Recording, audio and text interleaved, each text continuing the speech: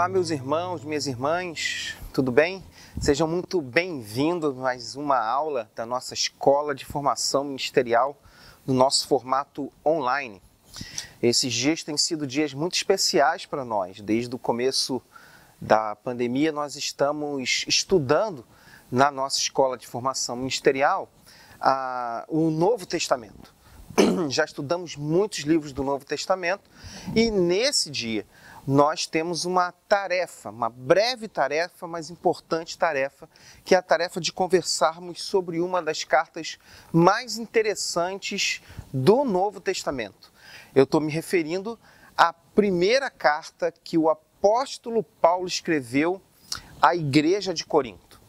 Eu sei, talvez você esteja aí com seu coração ansioso e desejoso de saber muito mais e com muito mais profundidade sobre essa carta. E eu preciso te adiantar que em breve nós vamos fazer um estudo muito mais detalhado dessa carta, que é uma carta muito importante da Escritura Sagrada e que certamente é uma carta que merece ser estudada com toda a profundidade, porque ela traz ensinamentos muito preciosos e lições e respostas muito precisas de Deus a algumas questões que eram questões dos nossos irmãos ali da igreja de Corinto e certamente são questões que ainda são dúvida, ainda são questões que nós levantamos hoje aqui na primeira Igreja Batista em Parque União, nas igrejas cristãs espalhadas pelo mundo nesse tempo.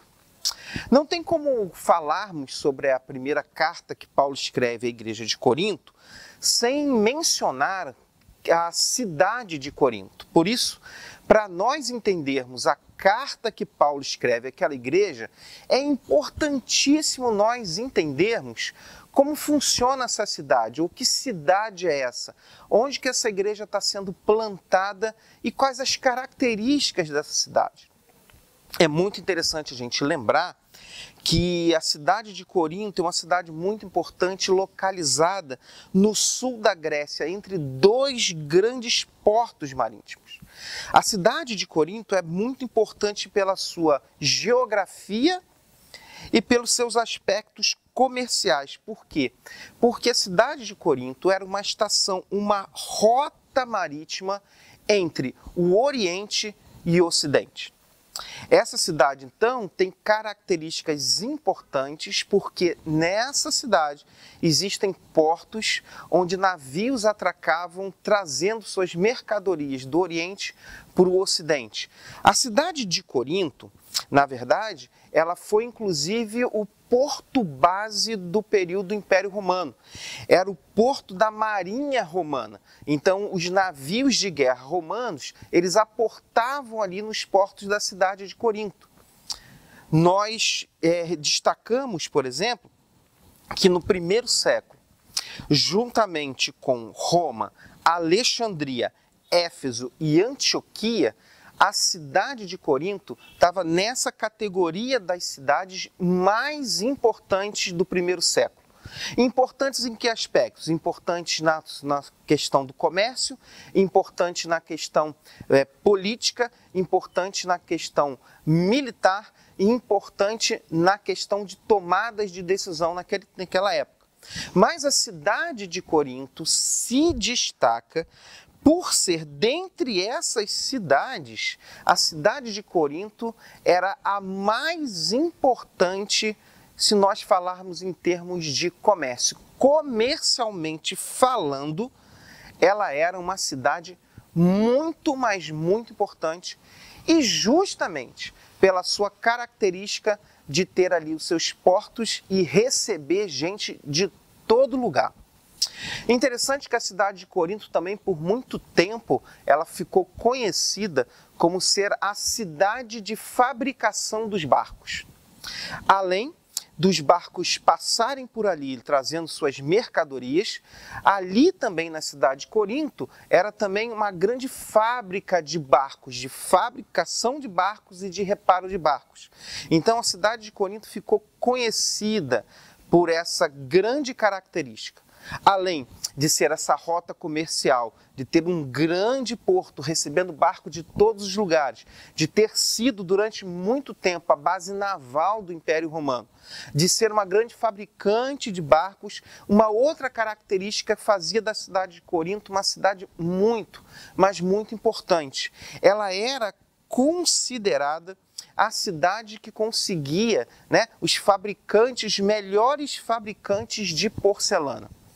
Por causa da argila do local, da argila diferencial do local, a cidade de Corinto conseguia produzir uma porcelana extremamente fina, uma porcelana extremamente rara e preciosa.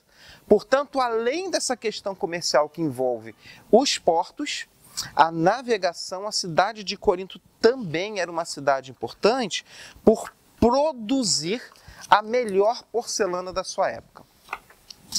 Interessante, irmãos, por nós sabermos que a cidade de Corinto tem essa característica, a cidade de Corinto se torna, então, na sua época, internacionalmente conhecida.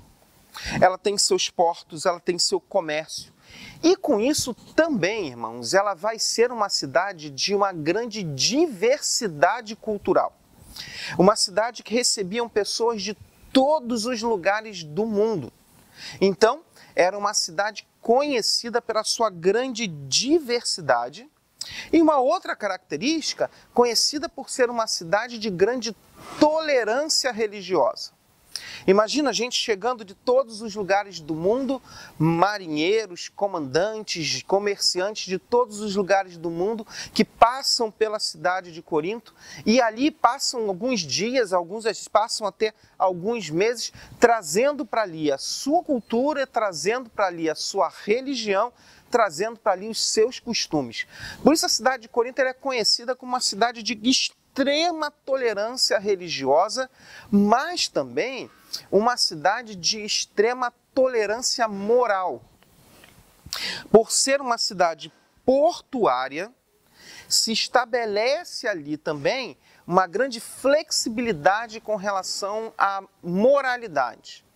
Existiam ali, os marinheiros chegavam ali e encontravam naquela cidade prostitutas, encontravam aquela cidade muito organizada para dar conta dessas carências que as viagens produzem, e a gente sabe que naquela época as viagens marítimas elas eram eminentemente masculinas. Então se chegavam na cidade de Corinto e se tinha ali uma grande oferta de produtos sexuais, de sexo, de imoralidade, para dar conta dessa diversidade moral, dessa diversidade que dá às pessoas que estão chegando na cidade.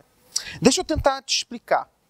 Por exemplo, os atenienses, quando queriam se referir a uma pessoa que vive um processo ou de degradação moral, eles chamavam as pessoas, falavam que ela estava corintianizada. Ou seja, uma pessoa que está corintianizando significa que está vivendo um processo de uma degradação moral. Ou seja, está evidenciando um processo de depravação moral na sua vida. Você consegue perceber como a cidade de Corinto ela é muito importante comercialmente, ela é muito importante politicamente, ela é muito importante nessa questão moral, e isso vai influenciar demais a igreja de Corinto e vai influenciar demais os escritos do apóstolo Paulo. Quando então uma pessoa estava num processo de degradação moral, os atenienses faziam uma gozação com a pessoa, Falavam que elas estavam parecida com os coríntios, corintianizada, ou seja, num processo de relaxamento moral, permissividade e até mesmo depravação. Ora, se a cidade de Corinto é uma cidade tão plural assim, seria também tão plural no seu aspecto religioso. Portanto, é verdade, a cidade de Corinto abarca ali várias culturas e cada cultura tem a sua representação religiosa na cidade de Corinto. Por isso, a cidade de Corinto, ela possui muitos templos. templos que abarcam e dão conta das mais diversas representações religiosas. Comum encontrar na cidade de Corinto muitas manifestações religiosas, muitos templos, sendo que o mais conhecido e o mais frequentado, e que era o templo maior daquela cidade, era o templo que foi erguido em adoração a Afrodite. E esse é muito importante a gente entender, né? Porque Afrodite era a deusa da fertilidade. E como deusa da fertilidade, todo o seu sistema de culto está baseado num processo de erotização. Então, mais de 1000 sacerdotisas existiam naquele tempo e que exerciam a sua atividade religiosa no templo de Afrodite. Mais de 1000 mulheres, elas então estavam ali prestando o seu culto, ou seja, sendo sacerdotisas, conduzindo a atividade religiosa no templo de Afrodite.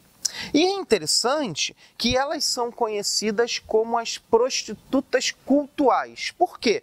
Porque no processo de culto, ali no templo de Afrodite, né, aquele sistema de culto ele é baseado sim em ações, em atividade sexual, né? Então elas são conhecidas então como prostitutas cultuais.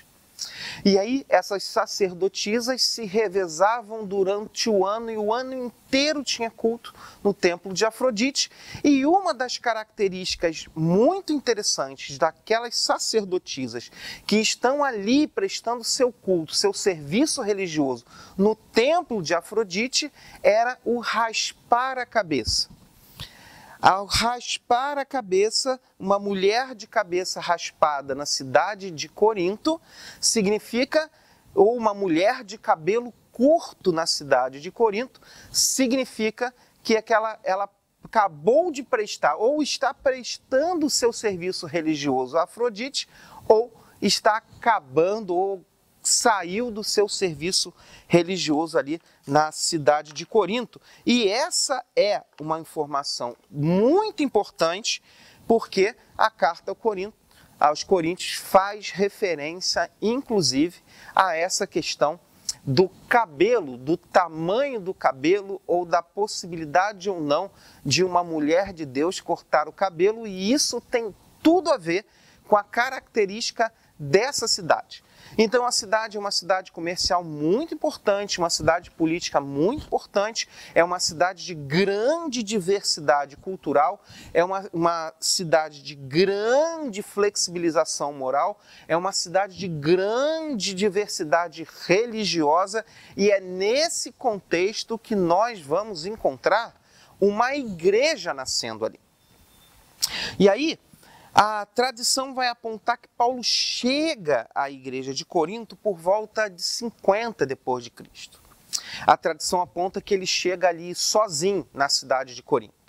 E ele chega na cidade de Corinto e depois de um período em Atenas, Paulo decide ir à cidade de Corinto. E nós vamos encontrar toda essa transição entre Atenas e a chegada em Corinto, no livro de Atos dos Apóstolos, no capítulo 16 até o 18, nós encontramos essa chegada de Paulo. Paulo, quando chega na cidade de Corinto, ele vai fazer contato, vai conhecer duas pessoas que vão ser muito importantes na construção daquela cidade. Talvez você lembre o nome delas, Priscila e Áquila. Eles são um casal de judeus convertidos ao cristianismo que provavelmente eles foram expulsos da cidade de Roma e vão então se estabelecer na cidade de Corinto, fazendo dali a sua base comercial. Na verdade, eles chegam ali e plantam um negócio ali na cidade de Corinto. E a tradição diz que o apóstolo Paulo chega e fica com Priscila e Áquila por algum tempo, inclusive trabalhando com eles na sua tarefa, na função que ele tinha, que Paulo, além de pregador do evangelho, ele também era um fazedor de tendas, né? Então Paulo passa um tempo ali trabalhando com Priscila e Áquila. Nesse tempo que ele está trabalhando com eles, ele se detém a pregar nas sinagogas. Ele procura as sinagogas dos judeus e prioritariamente ele começa a pregar nas sinagogas, falando de Jesus para os judeus daquela cidade de Corinto. É muito interessante que quando Silas e Timóteo chegam à cidade de Corinto para encontrar o apóstolo Paulo, eles trazem com eles uma oferta vinda da igreja de Filipos. É uma oferta missionária. E eles chegam com aquela oferta missionária para Paulo. E aquela oferta missionária ela é muito importante na vida de Paulo, porque vai permitir agora que Paulo deixe a tarefa de fazer tendas ali com Priscila e Áquila e agora passe a se dedicar exclusivamente à evangelização.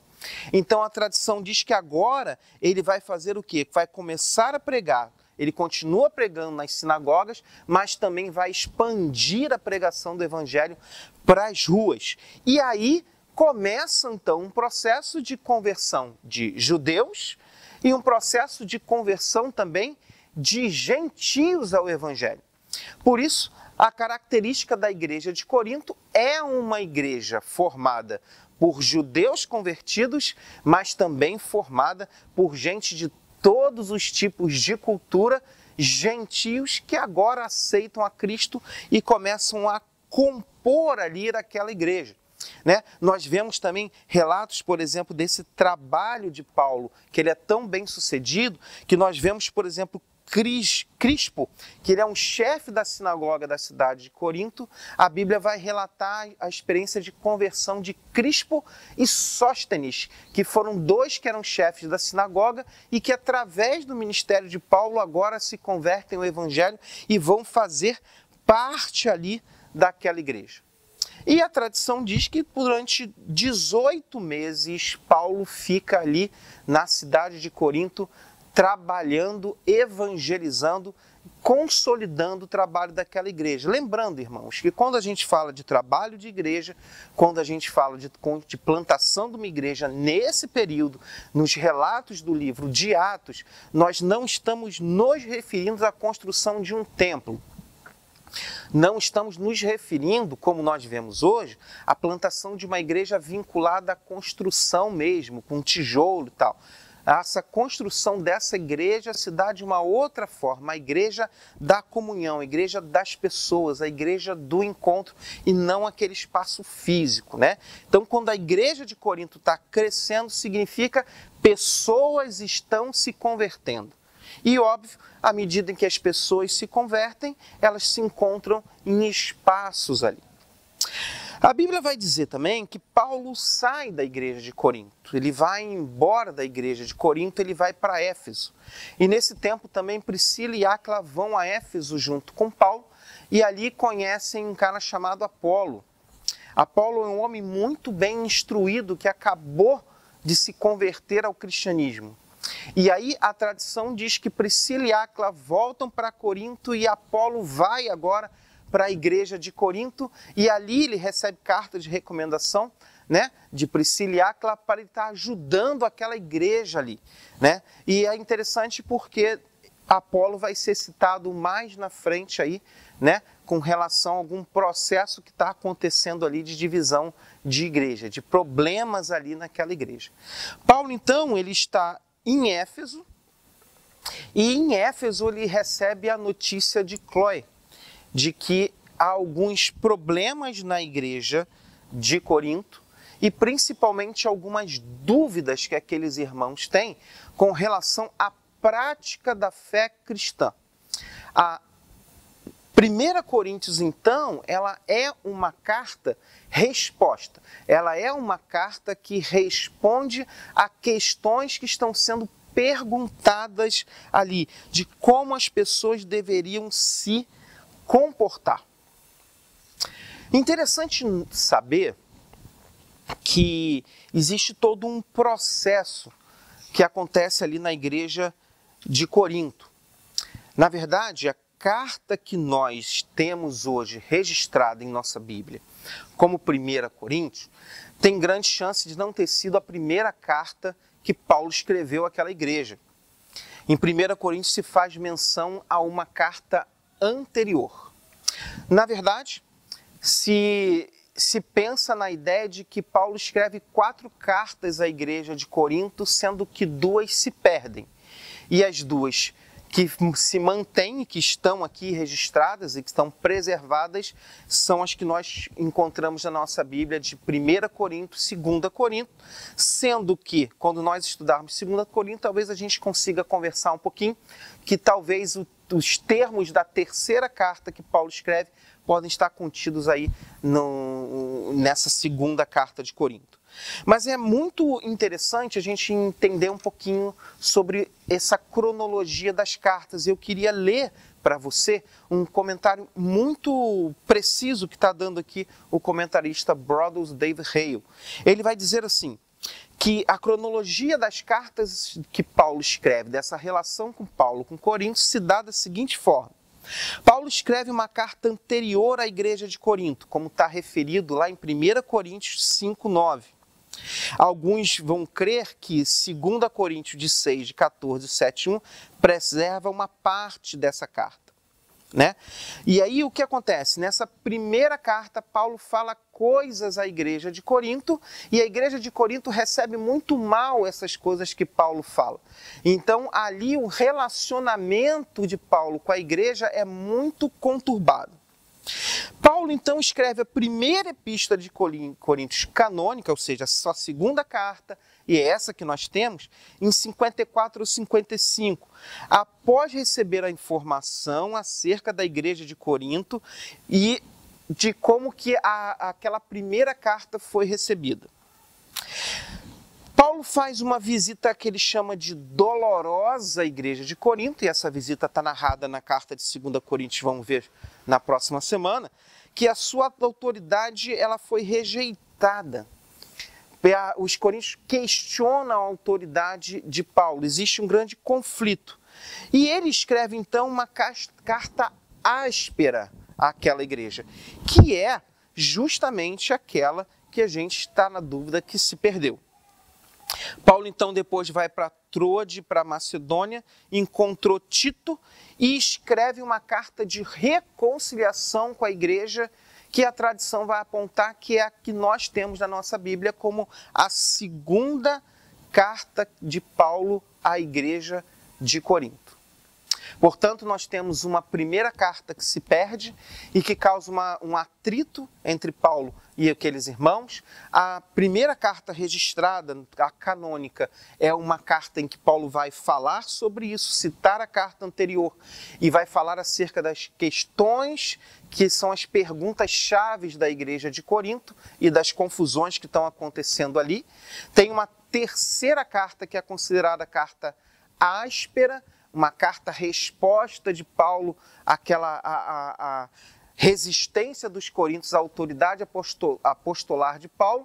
E temos essa quarta carta, que é a que nós temos registrada na Bíblia, segunda epístola, segunda carta de Paulo aos Coríntios, que é uma carta de reconciliação, como se os assuntos que levaram às grandes cisões, às grandes tensões naquela igreja, foram resolvidas, e 2 Coríntios é então essa carta de reconciliação. Agora que nós já vimos um pouco sobre a história da igreja de Corinto, a cidade de Corinto, a história da plantação da igreja de Corinto, já vimos um pouquinho sobre esse assunto, né? E quando nós estudarmos a primeira carta que Paulo escreveu aos Coríntios com muito mais profundidade, em breve faremos isso, nós vamos ter muito mais detalhes sobre essa transição das cartas que foram escritas e se perdidas. Depois que nós já vimos essa dinâmica dessas cartas, da visita de Paulo àquela igreja, nós precisamos agora então entender qual é a estrutura dessa primeira carta que Paulo escreve, registrada, a primeira carta canônica, preservada, guardada, registrada na nossa Bíblia. Qual a estrutura dessa carta? Quais são os assuntos que estão envolvidos na escrita dessa carta? Entenda, todos os assuntos que estão na carta de Corinto têm a ver com a cidade de Corinto, com a característica dos membros da igreja de Corinto, com os seus aspectos culturais, sua herança religiosa, os problemas que eles encontram agora nessa grande cidade que é tão plural, tão múltipla. Paulo então agora vai conversar com aquela igreja, responder às dúvidas daquela igreja e vai agora nos apresentar um grande tratado de como uma igreja deve ser diante de uma cidade muito diversa culturalmente e religiosamente. Então, a carta de Paulo ela se divide assim. Nós vamos encontrar logo no começo, capítulo 1, de 1 até o versículo 9, nós vamos encontrar a saudação natural do apóstolo Paulo. Ele vai começar dizendo: Paulo, chamado para ser apóstolo de Cristo pela vontade de Deus, e o irmão Sóstenes, a igreja de Deus que está em Corinto, aos santificados em Cristo Jesus e chamados para serem santos, juntamente com todos os que em toda parte invocam o nome do Senhor Jesus Cristo, Senhor deles e nosso, a vocês graça e paz da parte de Deus, o nosso Pai, e do Senhor Jesus Cristo. Aquela saudação inicial de Paulo, né? Saudando a igreja, dizendo quem está escrevendo para eles, né? Saudando a igreja. Em seguida, até o versículo 9, nós não vamos ler tudo porque a carta aos Coríntios é uma carta longa e nós não teríamos tempo para isso nesse estudo, né? Então ele dá agora um agradecimento à igreja, ele agradece a igreja. Mas já a partir do versículo 10 do capítulo 1 até o finalzinho, versículo 21 do capítulo 4, Paulo vai tratar do primeiro assunto polêmico daquela igreja de Corinto, que é a denúncia de que existe divisões na igreja. E aí, irmãos, aí começa que vão chegar esses personagens que nós narramos anteriormente, Priscila, Áquila, Apolo. Existe uma divisão dentro da igreja, um espírito de partidarismo, onde uns dizem que são de uns dizem que são discípulos de outro, e Paulo vai então, é nesse contexto que Paulo vai dizer, inclusive, né, que ninguém é de ninguém, ou seja, não tem discípulos de Sérgio, discípulos de André, discípulos de Mônica, discípulos de Nara, não existe discípulos, todos nós somos discípulos de Jesus. Então o primeiro assunto que ele vai trabalhar é essa questão da divisão da igreja, e ele vai fazer isso até o versículo 21 do capítulo 4, né? Ele vai falar sobre o partidarismo na igreja, sobre divisão da igreja, sobre aquela tendência de se criar rivalidades dentro da igreja. A partir do capítulo 5, versículo 1, até o versículo 6, ele vai trabalhar, até o capítulo 6, versículo 20, ele vai trabalhar sobre um assunto muito importante que está acontecendo na cidade de Corinto, um assunto envolvendo uma imoralidade, né? Então ele vai tratar esse problema que está acontecendo em Corinto, esse incesto, esse problema moral que está acontecendo ali, ele vai tratar do capítulo 5 até o final do capítulo 6, ele vai levantar o problema e vai orientar a igreja como ela deve lidar com esses problemas de ordem moral que ferem o testemunho da igreja. E uma coisa importante que o apóstolo Paulo ressalta nesse momento é que os nossos irmãos da igreja de Corinto estavam vendo aquela situação imoral e estavam agindo com descaso com aquilo, não considerando aquilo uma coisa importante. Nós vamos encontrar a partir do capítulo 7, né, até todo o capítulo 7, ele vai trabalhar sobre agora questões relacionadas com o casamento, né? Tá falando aí como é que é essa relação do crente e o casamento. Capítulo 8 até o capítulo 11, nós vamos agora começar a encontrar o apóstolo Paulo dando um conjunto de respostas a perguntas sobre como nós devemos fazer em caso de. É muito interessante você ler. Capítulo 8 até o capítulo 11, você vai encontrar referências, né, sobre como que se deve fazer, o que a gente deve fazer. Por exemplo, é nesse contexto, nesse trecho, nesse conjunto de capítulos, que Paulo vai falar, inclusive, sobre deve-se ou não comer carne sacrificada, ou seja, se no açougue vende a carne e a carne que vende no açougue é uma carne que eu sei que foi de uma oferenda que foi feita a um Deus. E aí, a gente come ou não come? Essas são as perguntas que os coríntios, nossos irmãos, estavam fazendo sobre assim, e aí, o que a gente faz? Por exemplo, um crente pode participar de festividades pagãs, ele pode ir a uma festa idólatra, ele pode fazer parte daquele momento ali, até onde vai a nossa participação dentro desse ambiente em que tem idolatria, né? A gente aceita, não aceita, pode ir, não pode ir. Essas são as advertências aí que o apóstolo Paulo faz até o capítulo 11, o comecinho do capítulo 11.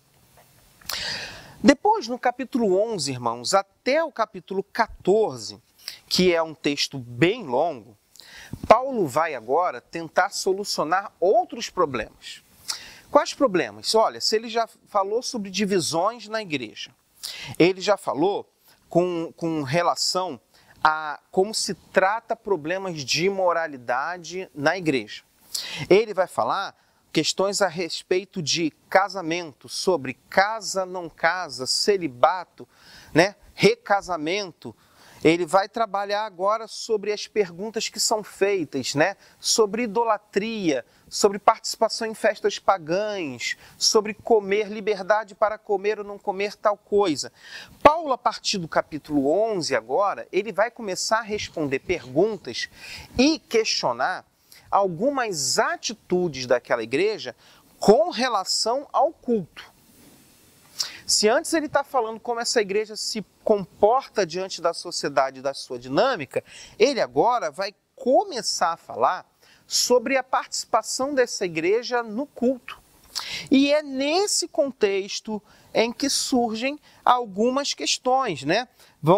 É onde Paulo fala da participação da mulher no culto, comportamento, por exemplo, está inserido dentro desse texto, né? Desse conjunto de capítulos aqui, a orientação de Paulo, inclusive, na participação da ceia do Senhor, que nós repetidamente fazemos todo mês, né? Todo mês a gente conversa um pouquinho, né?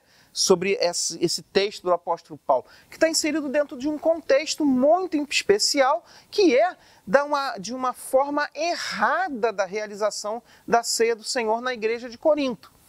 Por exemplo, esse capítulo 11, ele vai corrigir isso, vai orientar isso. Participação na ceia. É isso que ele vai falar, é aqui nesse conjunto de capítulos em que Paulo vai normatizar ou vai orientar acerca da utilização dos dons espirituais nas celebrações, que papel tem cada dom espiritual na participação ali da igreja. É aqui que Paulo vai falar acerca da superioridade de alguns dons acima de outros, porque aparentemente existia uma supervalorização na igreja de Corinto, uma supervalorização de um dom espiritual, de alguns dons espirituais em detrimento a outros. Por exemplo, o dom de línguas e o dom de profecia eram supervalorizados na igreja de Corinto, causando inclusive desordem no culto público. Paulo é a única carta, irmãos. 1 Coríntios é a única carta que nós temos de Paulo que ele vai normatizar a utilização de dons espirituais nas celebrações da igreja. É na carta ao Corinto que ele vai dizer que tudo deve ser feito, por exemplo, na igreja com decência e ordem. Né? Ele vai falar sobre o propósito dos dons espirituais, utilização dos dons espirituais, a ordem no culto. E aí caminhamos para o final da carta aos Coríntios. Lembrando que esse nosso estudo é um estudo unicamente introdutório. E cada capítulo da carta aos Coríntios nos traz uma profundidade e riqueza muito grande. A partir do capítulo 15, o capítulo 15 até o finalzinho dele, os 58 versículos do capítulo 15, Paulo vai agora trabalhar um outro tema muito importante para aquela igreja. Ele vai falar sobre a ressurreição dos mortos. Até o capítulo 58, até o versículo 58 é o tema que vai ocupar agora o ensinamento de Paulo àquela igreja, porque é fruto de uma pergunta sobre a ressurreição, ou o que acontece conosco, ou o que acontecerá conosco após a nossa morte. Paulo, então, vai estar respondendo essa pergunta no capítulo 15. E chegamos, então, no capítulo 16, que é o finalzinho, os 18 versículos finais da carta que Paulo escreve à igreja de Corinto, a primeira carta canônica, que na ordem de cartas de Paulo é a segunda carta que ele escreve, mas é a primeira que nós temos preservada e registrada aqui. Versículo 16, ele vai inclusive agora fazer um fechamento dessa carta, ele vai falar sobre o levantamento de oferta, ele vai falar sobre a ideia, o intento que ele tem, o desejo que ele tem de visitar a igreja de Corinto, que de fato depois acontece. Ele vai falar sobre Timóteo e sobre Apolo, e ele vai agora impetrar uma bênção final, abençoar aquela igreja. E assim nós chegamos ao final do estudo ou da introdução da primeira carta que Paulo escreve à igreja de Corinto. Deu para você perceber que toda igreja, ela é, ou ela vive, ou ela sofre com os seus aspectos culturais e religiosos. Por exemplo, uma igreja da zona sul do Rio de Janeiro, ela é uma igreja de Cristo, como a nossa, mas ela possui particularidades, porque a igreja é formada de pessoas, e pessoas têm a sua herança cultural, têm a sua herança religiosa, têm a sua herança emocional. Por isso, cada igreja, ainda que seja a igreja de Cristo, ela tem características diferentes, fazem perguntas diferentes e exigem, obviamente, respostas diferentes. Uma igreja na zona sul do Rio de Janeiro, as pessoas têm uma característica, uma demanda, uma questão. Por exemplo, se uma igreja está plantada em um lugar onde pessoas são muito ricas, abastadas financeiramente, pode ser que a mensagem para aquela igreja precisa ser muito direcionada sobre como que a gente utiliza os recursos para a glória de Deus.